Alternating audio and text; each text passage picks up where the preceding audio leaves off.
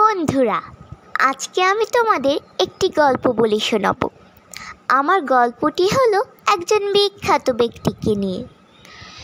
পিতৃহারা 7-8 বছরের একটি ছেলে একদিন স্কুল থেকে বাসায় ফিরে এসে তার মাকে বলল, মা, প্রিন্সিপাল ম্যাডাম আমাকে আদর করে এই ক্যান্ডিগুলো দিয়েছেন, আর তোমার জন্য এই চিঠিটা। চিঠিখানা পড়ে মা কেঁদে ফেললেন। মায়ের চোখে জল দেখে ছেলেটি অবাক হয়ে তার মাকে জিজ্ঞেস করলো, মা, তুমি কাঁদছো কেন? মা নিজের চোখের জল মুছে ফেলে বললেন, বাবা, এটা আনন্দের কান্না। আয়, তোকে চিঠিটা পড়ে শোনাই। বলে মা প্রিন্সিপাল ম্যাডামের লেখা চিঠির ভাষা বদলে নিজের মতো করে পড়তে লাগলেন। ম্যাডাম, আপনার ছেলেটি সাংঘাতিক জিনিয়াস। ওকে পড়ানোর মতো শিক্ষক আমাদের এই ছোট শহরে নেই। তাই আপনার কাছে অনুরোধ থাকবে, ওকে বড় কোনো শহরের ভালো কোনো স্কুলে ভর্তি করিয়ে দিন। এই ছেলেটি একদিন বিশ্বে প্রচুর সুনাম অর্জন করবে।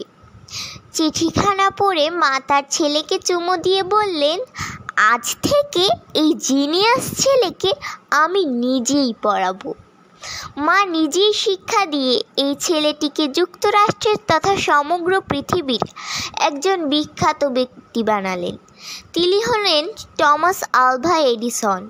আমরা সবাই তাকে চিনি। বৈদ্যুতিক বাতি, মুভি, ক্যামেরা বা শব্দ রেকর্ডিং সহ তার রয়েছে হাজারো আবিষ্কার। একদিন টমাস তার মায়ের মৃত্যুর পর তার মায়ের সেই ছোট্ট এবং পুরনো বাড়িতে গেলেন।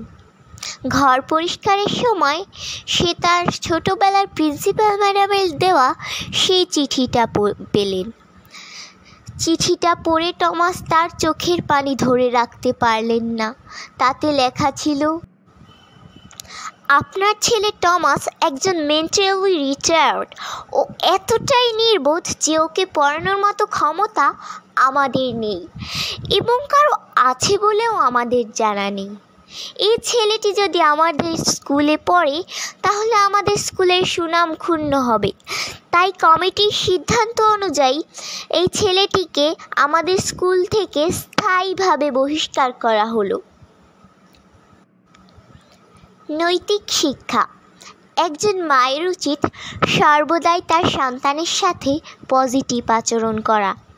একজন মা হলেন সর্বশ্রেষ্ঠ শিক্ষক, আর নিজ বাসস্থান হল সর্বশ্রেষ্ঠ শিক্ষা প্রতিষ্ঠান। ধন্যবাদ। ভালো থাকুক পৃথিবীর সকল মা বাবা। Fine Hera.